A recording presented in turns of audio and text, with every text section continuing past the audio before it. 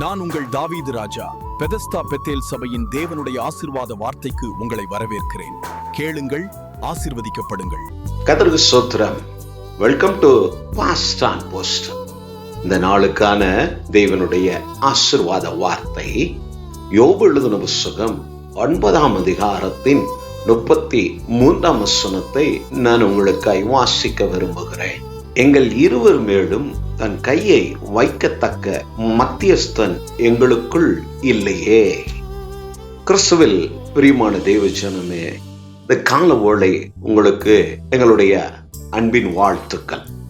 கர்த்தருக்குள் சுகமாய் இருப்பீர்கள் என்று விசுவாசிக்கிறோம். தொடர்ந்து சேனலை வாட்ச் பண்ணுகிற ஒவ்வொருவருக்காக, உங்கள் குடும்பத்துக்காக, சில தெரியப்படுத்தின உங்களுடைய ஜெப விண்ணப்பங்களுக்காக தொடர்ந்து சபையில உபவாச நாட்கள்ல காலைல 5 மணிக்கு நாங்கள் ஜெபிப்பது வழக்கமாய் இருக்கிறது. ஆதலால் தைரியமாய் இருங்க. நிச்சயம் ஜெபத்தை கேட்கிற தெய்வம் கிரியை செய்ய வல்லவராய் இருக்கிறார். நேற்று தினத்துல நம்முடைய ஆசீர்வாத வார்த்தையை கொண்டு வர முடியாமைக்கு நான் வருந்துகிறேன். வேறு ஒன்றுமல்ல, நம்முடைய பெத்தேல் பைபிள் சென்டர் கிறிஸ்துமஸுக்கான ஆயத்தத்தில் இருக்கிறது. ஸோ நம்மிடத்துல 2026 கேலண்டர்ஸ் மற்றும் சபைக்கும் வீட்டிற்கும் தேவையான கிறிஸ்துமஸ் அலங்கார பொருட்கள், டெக்கரேஷன் ஐட்டம்ஸ் எல்லாம் வந்தது. அதை என்னுடைய நண்பரும் ஊழியக்காரனுமாக பாஸ்டர் லூக் ஃபேமிலி அவர்கள் அதை பர்ச்சேஸ் பண்ணி கொண்டு வந்தாங்க. ஸோ அதெல்லாம் நேற்று சபையின் பிள்ளைகள் எல்லாம் சேர்ந்து அதை 2-3 நாட்கள் அவைகளை எல்லாம் செப்பரேட் பண்ணி பிரித்தெடுத்து அதை வியாபாரத்துக்காக கடையில் அதை டிஸ்பிளே பண்ணி இருக்கிறார்கள். கூடுமானால் நான் அதையும் உங்களுக்கு இதோடு கூட இணைக்க விரும்புகிறேன். உங்களுக்கு தேவைப்படுகிற உங்கள் கேலண்டர், டைரி மற்றும் கிறிஸ்துமஸ் டெக்கரேஷன் ஐட்டம்ஸ் ஏதாகிலும் தேவைப்படுமானால் தாராளமாக எங்களை தொடர்பு கொள்ளுங்கள். இல்லையெனில் நம்முடைய பெத்தேல் பைபிள் சென்டர் புக் ஷாப்பை விசிட் பண்ணும்படியாக கேட்கிறேன். இப்படி சேர்ந்து கர்த்தர் நாமத்தை மேம்படுத்த கர்த்தர் நமக்கு கிருபை செய்வாராக. இந்நாளிலே நாம் வாசிக்க கேட்ட வார்த்தையின்படி யோபு சொல்லுகிறான், எங்கள் இருவர் மேலும் கைகளை வைத்து ஜெபிக்கத்தக்க, இல்லையெனில் இந்த போராட்ட நேரத்துல யோபு கடந்து போன அந்த இக்கட்டான பாதையில அவனுக்காய் தேவ சமூகத்துல பரிந்து பேசுகிற ஒருவரும் இல்லை என்று சொல்லி அந்த மனிதன் வேதனைப்பட்டு அவ்வார்த்தையை அங்கே எழுதுகிறான். ஏன்? ஒவ்வொரு மனிதனுக்கும் தேவனுக்கும் நடுவே ஒரு பெரிய பிளவு, ஒரு பெரிய கேப் இருக்கிறது.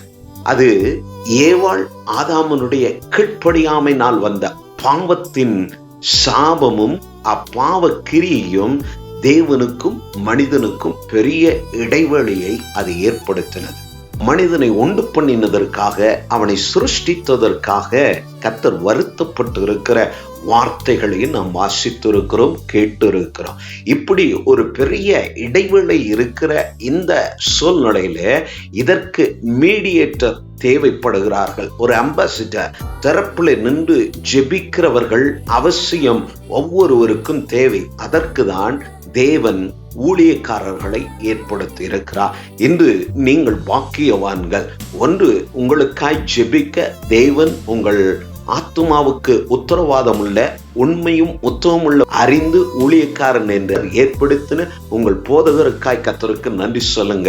நீங்கள் எப்படி நினைக்கிறீர்களோ இல்லையோ, நானும் போதகர் ஆனபடினால் ஒவ்வொரு போதகரும் கண்டிப்பாய் அவருடைய ஜெபத்திலே உங்களை நினைத்து ஜெபிப்பார்கள். உங்கள் குடும்பத்தை நினைத்து நீங்கள் அவரிடத்தில் சொல்லுகிற ரகசியமான காரியங்கள், இல்லையெனில் விண்ணப்பங்கள், ஜெபிக்கும்படி நீங்கள் அவரிடத்தில் தெரியப்படுத்தின ஒவ்வொரு காரியத்திற்கும் நிச்சயமாய் ஊழியர்கள் ஜெபிப்பார்கள். ஏன்னா அவங்களுக்கு தெரியும் அவர்களுடைய வேலை அதுதான்.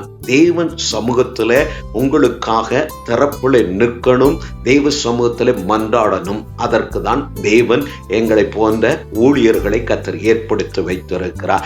இந்த யோவின் காலத்திலே அவர் கடந்து வந்த அந்த பாதையிலே அவருக்காய் நின்று ஜெபிக்க ஒருவரும் இல்லாமல் போனார்கள்.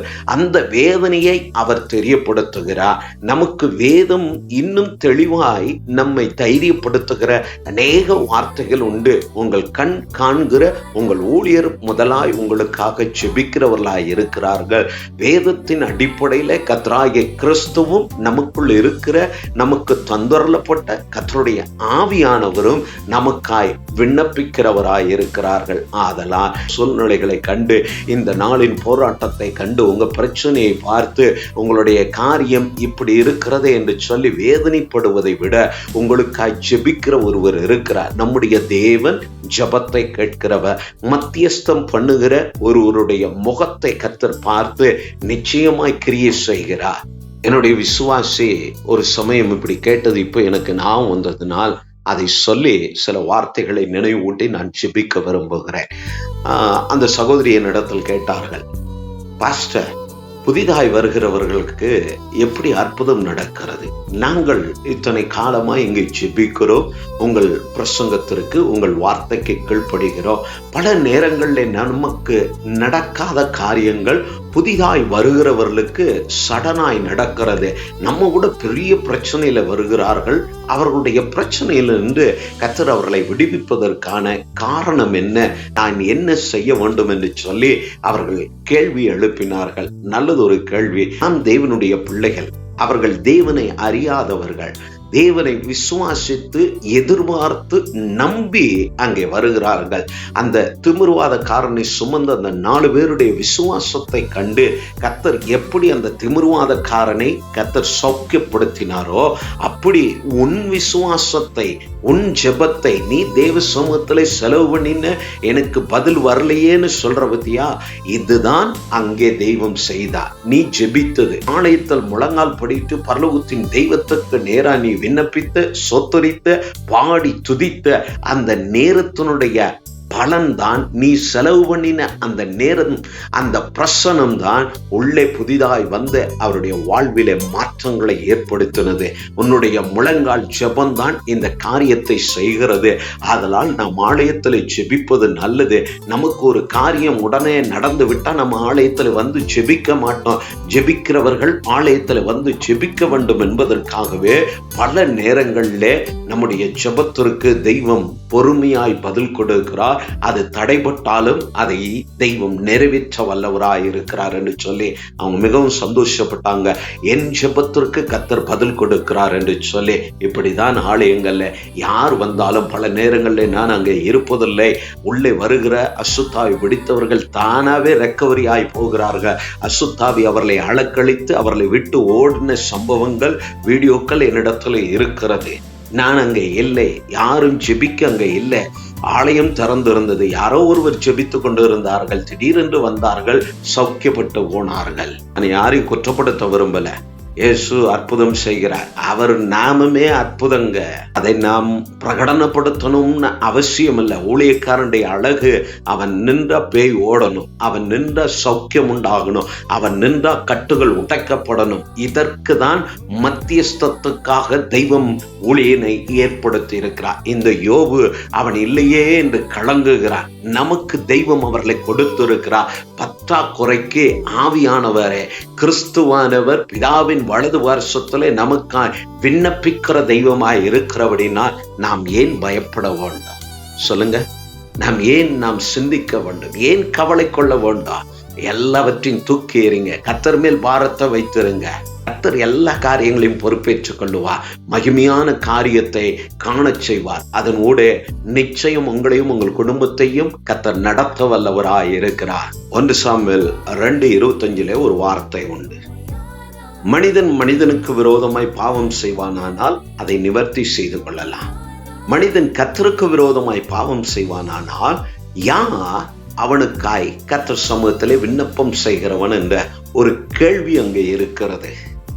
ஆசாரியனை தவிர, அழைக்கப்பட்ட தேவதாசர்களை தவிர தேவன் ஏற்படுத்தின ஊழியக்காரகம் நிச்சயமாய் செவி கொடுக்கும். அதனால் மனம் தளர வேண்டாம். அதனால் சோர்ந்து போக வேண்டாம். பாதாளத்தின் வாசல் சபையை உங்களை மேற்கொள்ளுவதில்லை. ஜனத்தை இந்த பிசாசு, இந்த உலகத்தின் அதிபதியானவர் ஒரு நாளும் மேற்கொள்ள இயேசு அனுமதிக்க மாட்டார். அதை மனதில் வைத்து இந்த கால ஓலை தைரியமாய் இருங்க. சாலமோன் ராஜா அரசாண்ட காலத்துல 2 வேசி ஆண் பிள்ளைகளை அவன் சமூகத்துக்கு பெற்றெடுத்தவர்கள் வந்தார்கள். ஒரு பிள்ளை ஒருத்தி மேலே படுத்து புரண்டு படுத்ததுல பிள்ளை இறந்து போனது. 2 தாய், ஒரு பிள்ளை இருக்கிறது. அதை என்னது என்று ஒருத்தி சொல்லுகிறார், இன்னொருத்தி இது என்னது என்று சொல்லுகிறார். இதை எல்லாரும் தீர்க்கக்கூடாத ஒரு பிரச்சனையாய், புத்தி கெட்டாத காரியமாய் காணப்பட்டது.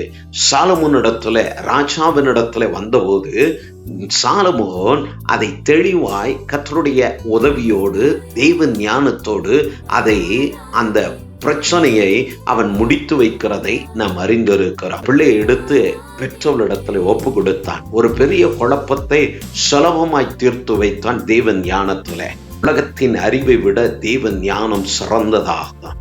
ஆதலால் மத்தியஸ்தம் பண்ணுகிறவர்கள், எப்படி சாலமோன் ராஜா அந்த 2 பேருக்கும் மத்தியஸ்தம் பண்ணான், அவர்களுக்கு சரியான தீர்வை கொடுத்தான். அப்படி தேவன் உங்களுக்கு இறங்கும்படி, தேவன் உங்களை ஆசிர்வதிக்கும்படி, தேவன் உங்கள் போராட்டத்தினின்று உங்களை விடுவிக்கும்படி, உங்கள் சஞ்சலங்களை மாற்றும்படி, உங்கள் கண்ணீரை துடைக்கும்படி, உங்கள் பிள்ளைகள் வாழ்வை ஆசிர்வதிக்கும்படி, உங்கள் சரீரத்தில் இருக்கிற அந்த வியாகுலங்கள், வியாதியின் வேதனைகள் எல்லாம் முற்றிலுமாய் நீங்கி போக உங்களுக்காய் ஜெபிக்க ஊழியர்கள் உண்டு. ஆதலால் தைரியமாய் உங்கள் ஊழியக்காரன் இடத்தில் நீங்கள் ஜெபித்துக் கொள்ளுங்க. அதுல எந்த தப்பும் இல்லை. ஊழியக்காரன் இடத்துல எதையும் மறைக்க வேண்டாம். தைரியமா நீங்க வக்கீல்கிட்ட கூட நீங்க மறைங்க, போலீஸ் ஸ்டேஷன்ல காரியத்தை மறைங்க. ஆனா ஊழியக்காரன் இடத்துல நாம் உள்ளதை உள்ளபடி சொன்னாதான் அந்த தெய்வ மனிதர்கள் தெய்வ சமூகத்துல மன்றாடுவார்கள். யோபுக்கு ஆள் இல்லை, புலம்புகிறான். நமக்கு தேவ நாட்களை கொடுத்திருக்கிறார். நீங்கள் இந்த அனுபவத்துக்கு வருவதற்கு முன்பே உங்களுக்காய் தரப்புல நிற்க தேவன் ஏற்படுத்தின மனிதன் தான் உங்களுடைய பாஸ்டர், உங்களுடைய சபையின் போதகர். ஆதலால் அவரிடத்துல ஜெபித்துக் கொள்ளுங்க. நானும் உங்களுக்காய் ஜெபிக்கிறேன். அநேகருக்கு இது பிரயோஜனமாய் இருக்கிறது என்று சொல்லி அன்னைக்கு ஒரு சகோதரன் அழைத்து சொன்னால், பல நாள் போராடி கொண்டு இருந்த திடீரென்று உங்களுடையது யூடியூப்ல எனக்கு வந்தது. நான் எல்லாவற்றையும் கவனிப்பது போல் கவனித்து கொண்டு இருந்தேன். ஆனா உங்களுடைய ஜெபத்துல நான் பங்கு கொண்டேன். அன்றிலிருந்து 10 வருடமா எனக்கு இருந்த வயிற்று வேதனை, என்னுடைய செரிமானத்தில் இருந்த பிரச்சனை, போராட்டத்தினின்று பூர்ண விடுதலையை அன்றே நான் உணர கர்த்தர் எனக்கு கிருபை செய்தார். ரொம்ப நன்றி பாஸ்டர், தொடர்ந்து நான் உங்களை வாட்ச் பண்ணுகிறேன், தொடர்ந்து இந்த ஊழியத்தை முன்னெடுத்து போங்க என்று சொல்லி அவ தன்னுடைய சாட்சியை பகிர்ந்து கொண்டார். அதற்காக கர்த்தருக்கு ஸ்தோத்திரம். அந்த சகோதரனையும் அந்த குடும்பத்தையும் கர்த்தர் இன்னும் மேலும் ஆசீர்வதிக்கட்டும் என்று நான் வாழ்த்துகிறேன். இப்படி அற்புதங்களை காண கர்த்தர் இந்த கால ஓலை உங்களையும் நடத்துவாராக. கண்களை மூடி நாம் ஜெபிப்போம். நல்ல பிதாவே, இந்த கால ஓலைக்காய் ஸ்தோத்திரம். ஆசீர்வதிக்கப்பட்டதான இந்த கால ஓலை உடைய பிள்ளைகளுக்காய் நான் பரிந்து பேசுகிறேன். இவர்களுக்காய் நான் மத்தியஸ்தம் பண்ணுகிறேன். ஆண்டவரே கர்த்தாவே, தெய்வ கோபம் இவர்களிருந்து நீங்க, இவருடைய மீறுதல்கள், இவருடைய அக்கிரமங்கள், இவருடைய பாவங்கள், இவருடைய பாரம்பரியத்தின் கிரியைகளை எல்லாம் சிலுவையிலே நீர் அனுப்பி நம்முடைய குமாரனாகிய கிறிஸ்து இயேசு அவைகளை சுமந்து இவர்களை விடுவித்திருப்பதற்காய் ஸ்தோத்திரம். இவர்களுடைய குமாரனை விசுவாசிக்கிறபடினால இவர்களுக்காய் வாக்கு கடங்கா பெருமூச்சுகளோடு விண்ணப்பிக்கிற ஆவியானவர் இந்த கால ஓலை இவர்களுக்காய் நீர் விண்ணப்பிப்பதற்காய் நான் நன்றி செலுத்துகிறேன். ஆண்டவரே, இவர்கள் எதிர்பார்த்திருக்கிற நன்மை, ஆசீர்வாதம், இவர்கள் எதிர்பார்க்கிறதான காரியம், இவர்கள் எதிர்பார்க்கிற ஒவ்வொன்றும் இயேசுவின் நாமத்தினாலே இவர்களுக்கு அது லபிக்கட்டும். அதை இவர்களை வந்து சேரட்டும். அதை இவர்கள் கரங்கள்ல எடுக்க, அதை வாங்க, அதிலே ஆண்டவரே வாழ்க்கையை நடத்த, ஜீவனம் பண்ண, இவங்க வாழ்க்கைக்கு அது பயனுள்ளதா இருக்க இந்த கால ஓலை நன்மை செய்யும்படியா நான் ஜெபிக்கிறேன். வியாதியோடு இருக்கிறவருடைய வியாதி மாறட்டும். தொடர்ந்து போராட்டத்துல இருக்கிற, தொடர்ந்து வியாகுலப்படுகிற, தொடர்ந்து சஞ்சலப்படுகிற, மாந்திரிக பிரச்சனையில போராடி கொண்டிருக்கிற நம்முடைய பிள்ளைகளுடைய எல்லா மாந்திரிக கட்டுகள் நின்று இயேசுவின் நாமத்தினாலே நீர் கொடுத்த அதிகாரத்தினால இவர்களையும் இவருடைய ஆவி ஆத்தும சரீரத்தை இவர்கள் பிள்ளைகளை நான் விட்டு வைக்கிறேன். ஆண்டவரே, பல ஊழியர்கள், பலவீனப்பட்டு இருக்கிற ஊழியர்கள், ஆண்டவரே பாஸ்டம்மா பிள்ளைகள், ஆண்டவரே கஷ்டப்படுகிற ஒவ்வொருவரையும் கர்த்தர் விடுவிப்பீராக. உடைய சாட்சியாய் நிற்க கர்த்தர் உதவி செய்ய, உடைய சித்தம் எதுவோ அதை கர்த்தர் ஒவ்வொருளையும் நிறைவேற பண்ணும்படி ஜெபிக்கிறோம். எங்களுக்காய் தலையில கை வைக்க, எங்களுக்காய் திறப்புல நிற்க ஒருவரும் இல்லை என்று சொல்லி யோபு புலம்பினான். ஆனால் எங்களுக்கோ, ஜெபிக்கிற நம்முடைய பிள்ளைகளுக்கோ, ஊழியக்காரரையும் அடியார்களையும் கர்த்தர் கொடுத்திருக்கிற எல்லாவற்றுக்கும் மேலாய் நம்முடைய ஆவியானவரோ குமாரனாகிய கிறிஸ்துவும் வலது வருஷத்திலே பரிந்து வீசுகிறமைக்காய் சோத்திரம். தொடர்ந்து கர்த்தருடைய நன்மையை நம்முடைய பிள்ளைகளும் அடியார்களும் அனுபவிக்க கர்த்தர் கிருபை செய்யும். நாம மகிமைப்படட்டும். இந்த நாள் வேலைகள், போக்குவரத்து, பிரயாசங்கள், பிள்ளைகளுடைய காலேஜ், ஸ்கூல் ஸ்டடீஸ் எல்லாவற்றிலேயும் மது கிருபை பிள்ளைகளை காத்து கொள்ளட்டும். ஆசீர்வதியும் இயேசு கிறிஸ்துவின் நாமத்தினால பிதாவே, ஆமென், ஆமென்.